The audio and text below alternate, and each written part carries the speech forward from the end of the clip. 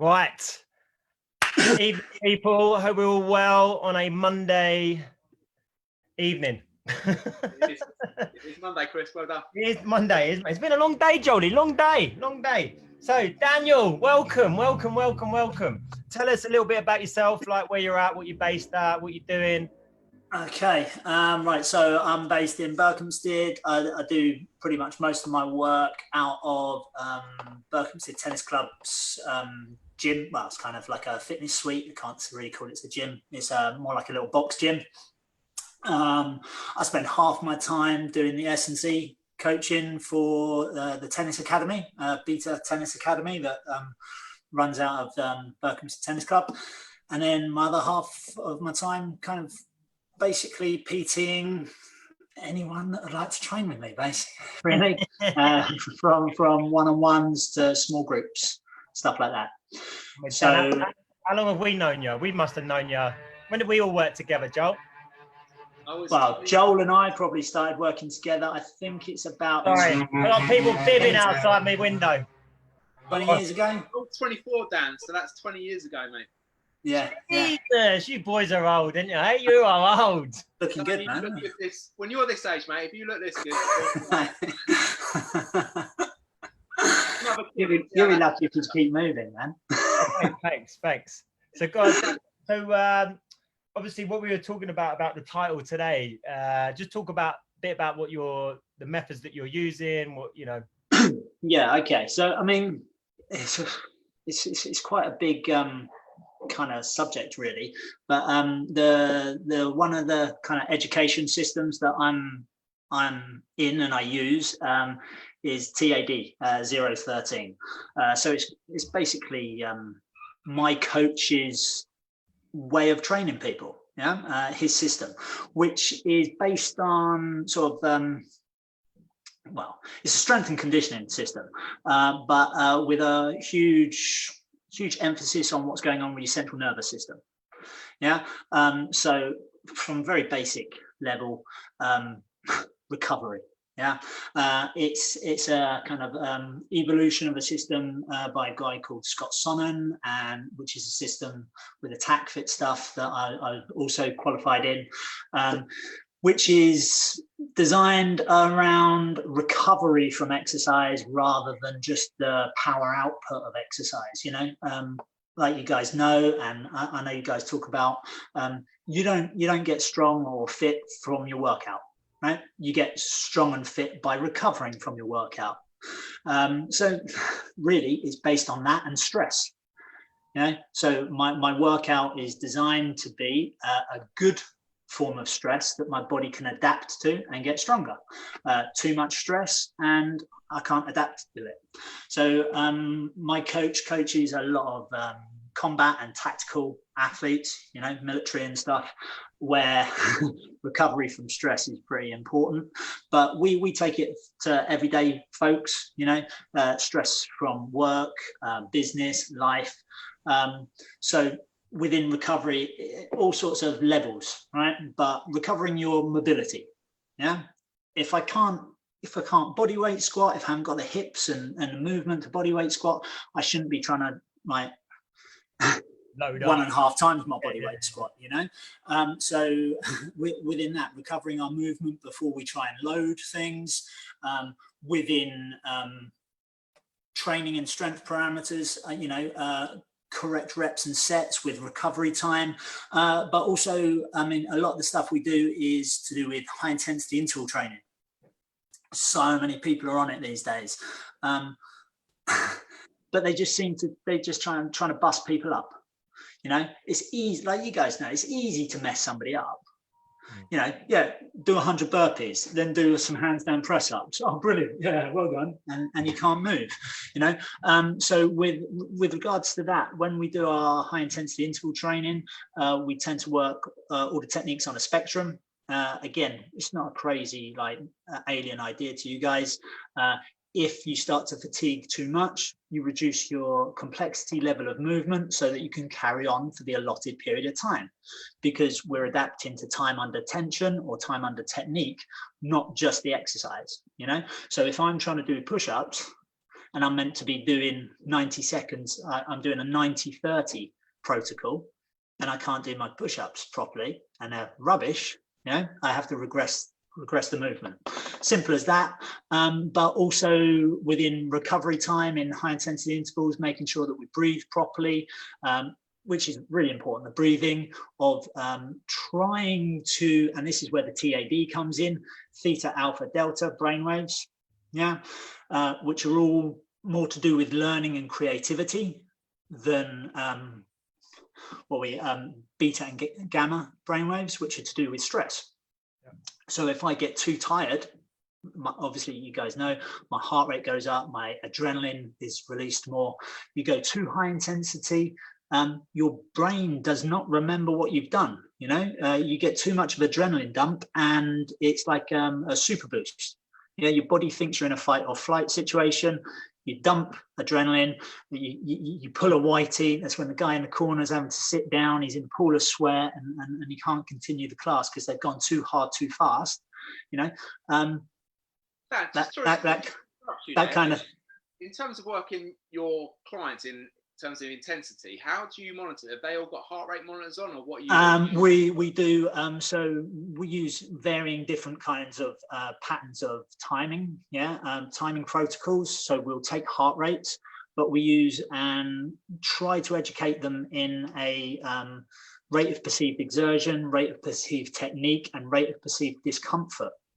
Right. So after a while of training somebody, obviously, like somebody's first session, you're like, yeah, what's your rate of perceived discomfort? And they're like, oh, what are you talking about? But after a while, I can turn around to my athletes and go, okay, yeah, perceived discomfort. And they'll go, yeah, okay, it's a 4. I'm like, brilliant, keep going. Yeah, what would you rate your technique as? You know, and we're always aiming, we don't want our technique to slip below maybe an 8. Sometimes a 7. We don't want our discomfort and like pain, joint pain, and this, that, and the other to go above about a 3. You know, and our exertion, that depends on what we're trying to do. So we're just trying to keep the brain working properly, keep it cognitive. You know, not getting tunnel vision, not losing sight of your technique and the control over your body. As you get more tired, you know, your motor control.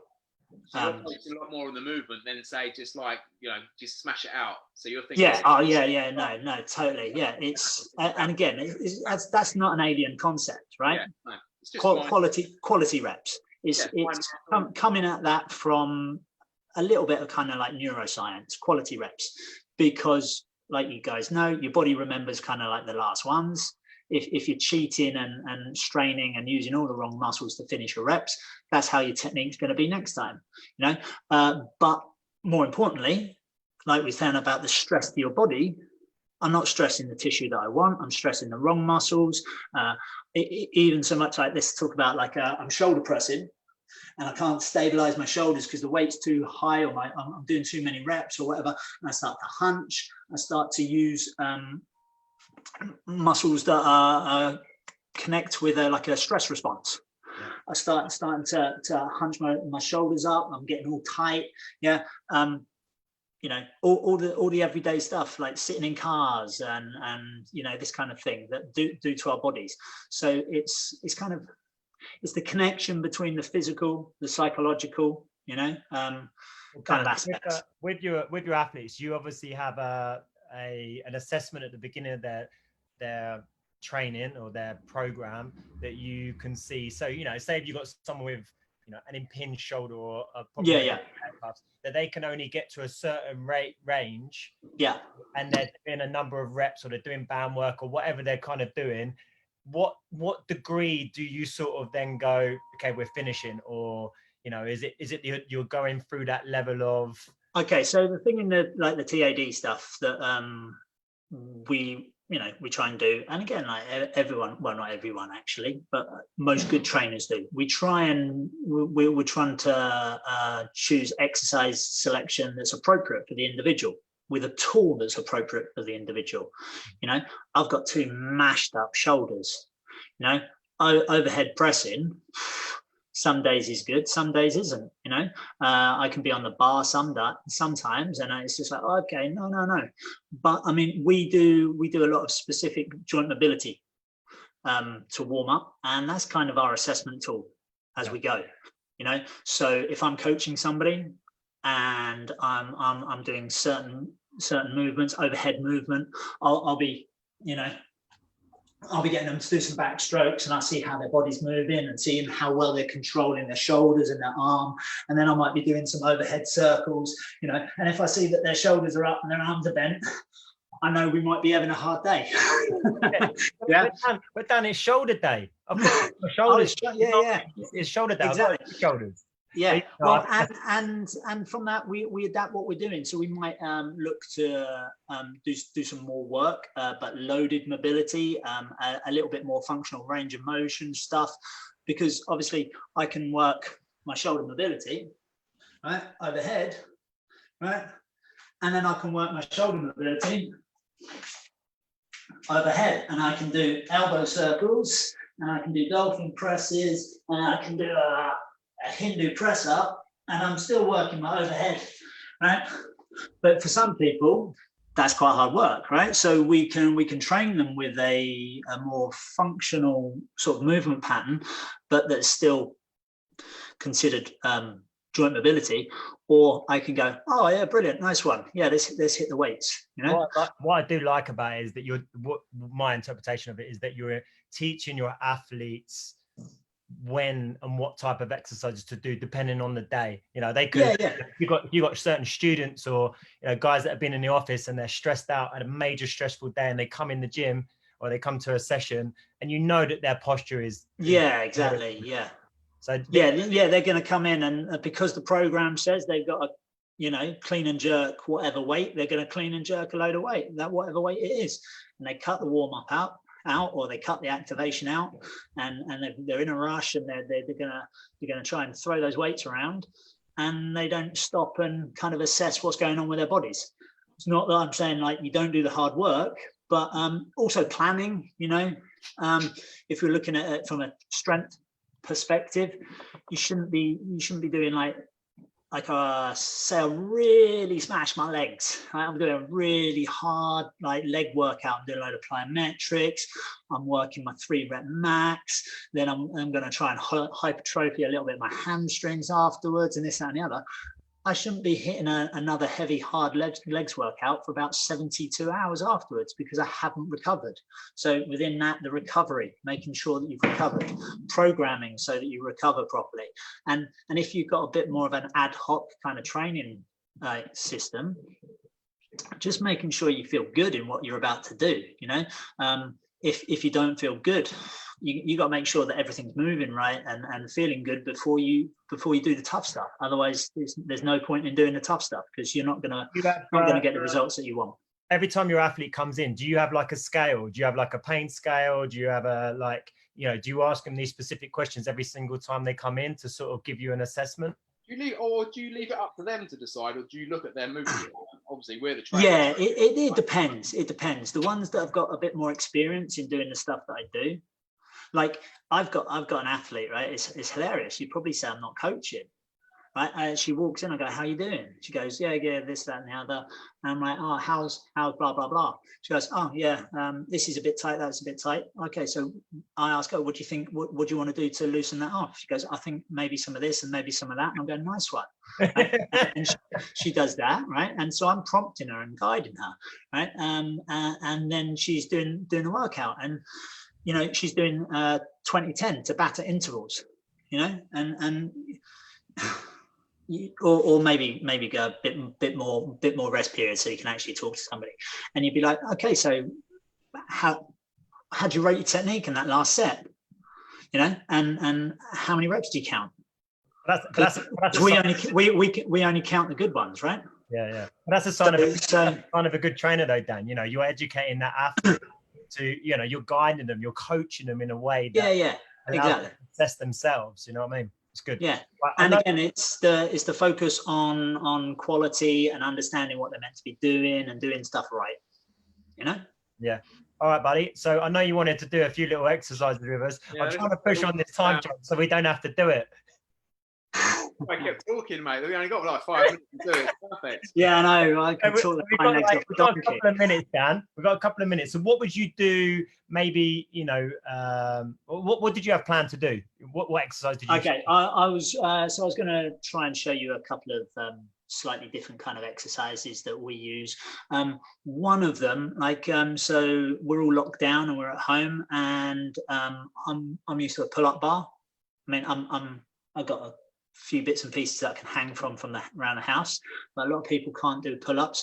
One exercise that we do is called a pull plank, yeah, which is basically a horizontal pull along the floor instead of up to a chin-up bar, but it can train a few kind of aspects of chin-up that are kind of really helpful. So that whilst we're locked down and we can't hit the chin-ups, we can be strengthening bits of that motion along the floor. After a bit of practice and you're doing it properly, you can really kick your lats in as well. But to start with, it's quite a challenging core exercise. Let's give that exercise a go, because I know how flexible Joel's Yeah. So I'm definitely up for this. It's one. okay. I mean, you don't need too much flexibility. You need to be able. You can do a cat cow, can't you? A cat what? Oh, yeah. You know, cat cow, like with your back. Loads of mobility there, yeah. Okay, cool. You're Right, so- really fast. No, that's something else, man. Oh, okay, sorry. Okay, yeah. So let's get you down on all fours, and you're going to do a cat stretch and a cow stretch, yeah, like out of yoga. So just literally thumb in the air. No, not down dog. Cat cow. That's it. Yeah. So on all fours, and then you're going to round your spine up towards the ceiling. Yeah. And you're going to breathe in and drop your spine back down. Yeah. Breathe out and round your spine up. So tucking your tailbone under, pulling your tummy muscles in. You want to tuck your tail so much that it starts to pitch you forward, and then you have to press with your hands to stop yourself from going forward too much.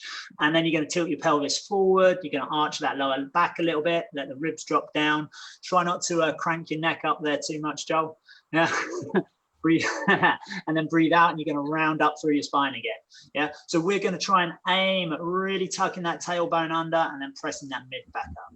It's good. Breathing in on the way down and nice and relaxed on the way down, and breathing out, really trying to tuck under, round up. Okay. And normally, obviously, I'd get my clients to do a few of these. The breathe in, you breathe out on the way up so that you can activate your core. So what's your breathing count? Do you have a certain counting method? Do you have like a 4 second in? Is there any sort of that you? Not really. We're probably going for about a 3 or 4 second up, 3 or 4 second down. Again, depending on the individual and how restricted they are. Yeah. Nasal breathing, mouth breathing. How are you sort of going about that sort of? Okay, so right. Ideally, right. Eventually, when I'm doing joint mobility and flow work, I want to be breathing in through my nose, out through my nose, right? But most people, they're not in a state to do that. Even with an exercise like this, they start to brace and hold their breath because they're trying to work really hard, you know, and that's when you can kind of tell that their central nervous system is kind of really jacked up. They're either really tight or they're really stressed. But they brace and they hold their breath, you know, like you might do before you're going to do a really heavy squat, but they're doing a cat cow. So we're going to try and breathe in through the nose, out through the mouth. Yeah, kind of like halfway. Or just to get you to do a couple reps of that. Cool. Yeah. Okay, and then from there, you're just going to come to a neutral spine position, right? We're going to look at your hands. I was watching some of your stuff the other day, Chris, and we're doing exactly the same thing, making sure the index finger is pointing forward, right? So you've got your hands really spread out, right? But what we're going to get you to do is we're going to get you to point your elbows out to the side, yeah?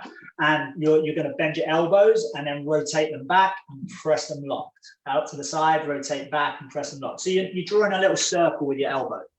Yeah, so they point back, they go out to the side and press. That's it. And again, just for time's sake, we're going to get you to do about 5 in each direction with that. Keeping that index finger forward, yeah? Yeah, all the time. Yeah. And we're really concentrating on that, screwing the elbow back and pressing the elbow pit forward. Yeah, or reversa, vice versa. Yeah, bending the elbow pit back. Has this got a name? Yeah, elbow circle. Can you see what they've done? Technical, I love that. It's easy to remember. Okay, and then I'm going to get you to kneel up briefly, and we're going to get you to do like a backstroke. So kneel yourself up nice and tall, and you're going to lead up with your thumb, and then turn your hand and rotate. Yeah. So you lead up with your thumb, just punch the ceiling. Yeah. Turn and finish the circle with your pinky finger. So thumb goes up, keeping the shoulder down. Okay, and we can be assessing already, right? Okay, so if you can't get your arm straight up without your shoulder hunching or your arm bending, we kind of know you're restricted, and you're going to make that circle a little bit smaller. You're going to go as small or shallow with the circle as you need to until you can keep that shoulder down and you can keep the arm straight, and you've got no pain in the shoulder. You want to try and scoop the shoulder blade underneath your armpit all the time. What about clicking? Obviously, I get a lot of clients that say that, you know, when they're circling, it's always yeah. You know, I mean, right. So to a certain extent, if it don't hurt, we're not too worried about it. But as long as they're stabilizing the shoulder blade properly, yeah. But I would reduce the range of motion until it's not cracking and popping. You do it often enough, it loosens up. You regain some. You know, range of motion, and over time you can get a bigger and bigger circle. So it's to reduce the intensity of it. Even that, for some people, this is an intense thing because they haven't taken their arm up here, you know, for 15 years. So you get them to do it, and it's all working out a bit too hard. Right, I'm going to get you to watch up, okay? Right, because we haven't got too much time, and I want you to be able to do this right. Okay. Right, so I'm going to come onto all fours. Right, I'm going to sit my bum back towards my heels. I'm going to screw my elbows back like you do with your press ups. I've got my index finger forward. I'm going to screw my elbows back. I'm going to really flare my lats as I do. Okay, I've got my feet shoulder width apart, my knees shoulder width apart. Right, I'm screwing my elbows. Now, like I do when I start my chin up, I'm going to rotate like I twist my elbows. Yeah, we don't want to do chin ups with the elbows out to the sides. We want to rotate so you can connect to the body. Right, I'm going to do that. So as I breathe out, I twist. I'm going to rotate the elbows down to the floor, and then I'm going to pull on the floor, tucking my tailbone under until I'm in like a low push-up position. But we don't want to arch back. We're going hollow body with the elbows pinched into the sides. So I breathe out when I get to here, and then I'm going to keep that tuck under, and I'm going to rock back, elbows down, then elbows up. Elbows down to pull forward. I breathe out.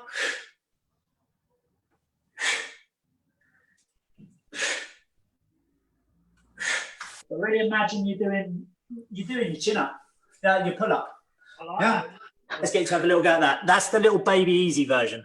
The baby easy version. Yeah. So bum back over your heels first. Push your bum right back.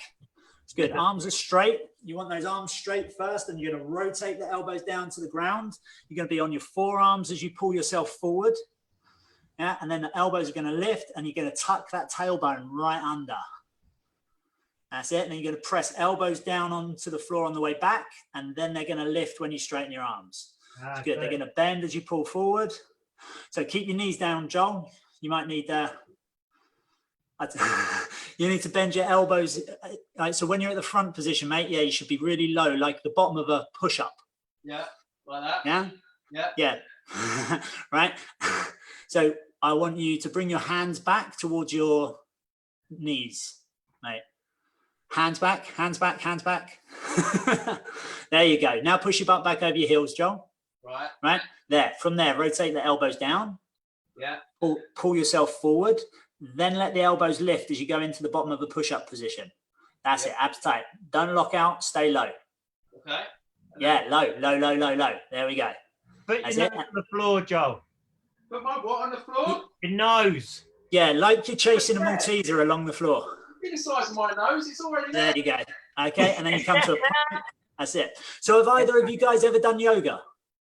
Bits, but not enough that I need to. Okay, so you know it's called a chaturanga, I think, like the crocodile. You lower yourself down in a push-up position. No. Yeah. So this. Yeah. Yeah. Okay, yeah. Right, well, we're there with our knees down. Okay. Right? And then the harder version of this is I pull forward. I come to there, that bottom of that push-up position, and then I lock my knees out. And then the knees come back down, and I go back. And then the harder version is I have my knees off the ground. I rotate my elbows in. I pull forward. And then a slightly harder version is like a twisting version. Yeah, so I pull forward and I twist back. I like that, Dan. I like that. I like the fact that you're getting. Yeah. It takes a little bit of coordination to get, but definitely bringing these elbows in and getting that scapular rib connection. And Yeah. Much like if you're doing a Hindu press up properly. Yeah. But if you're thinking about the same mechanics, you know, as you know, as we know, we're all in lockdown. A lot of my customers don't have a chin-up bar, so the same mechanical twist and that torque you're trying to create. Yeah, and that's it. It's the torque. It's the torque at the shoulder, and that activates the lats. And then, like I say, the pulling along the ground comes later. Most people end up pushing themselves. Yeah, I'd love for you guys to have a couple more goes though. I think definitely thinking about pulling myself forward. Yeah. That's it, mate. I love that. I think that's brilliant. Appreciate it. Enough. Trying to do it. You're so chickening out of that.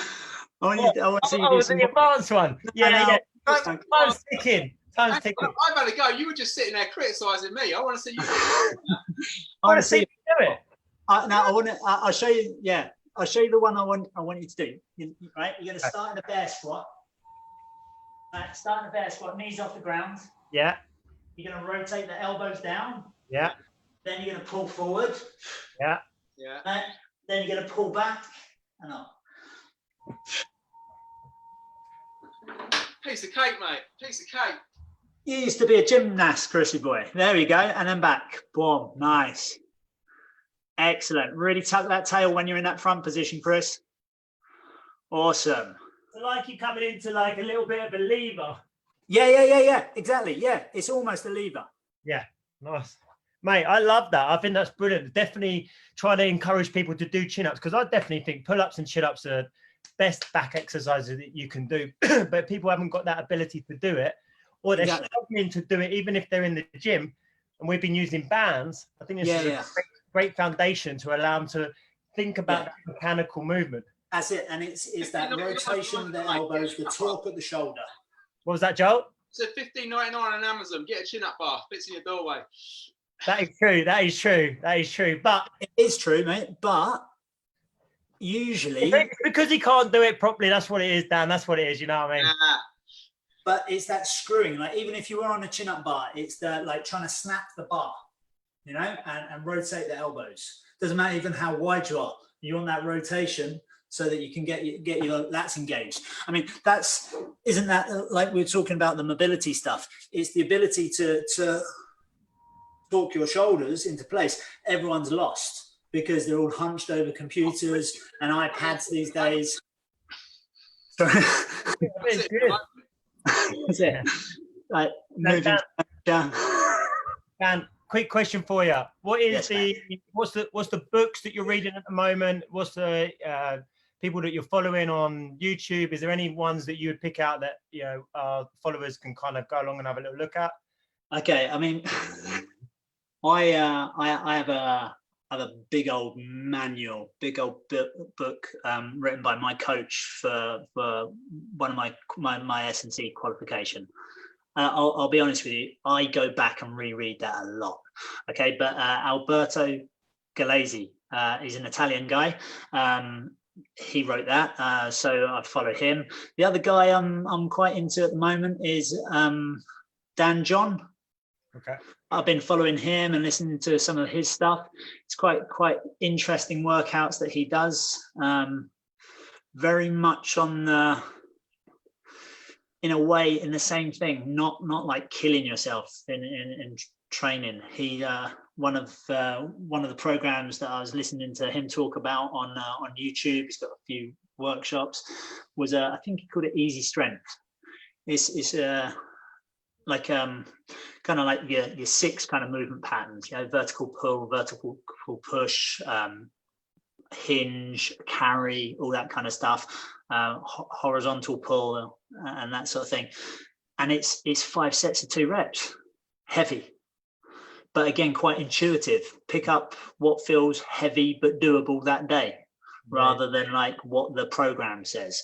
That's quite interesting.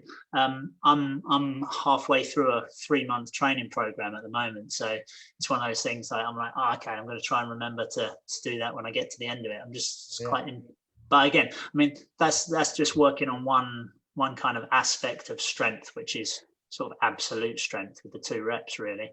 But again, with that, you do every day, which is interesting. I like that. Right, All right, buddy. Where can people see you? Where can they follow you? You know, me, danwhitept.com is my website.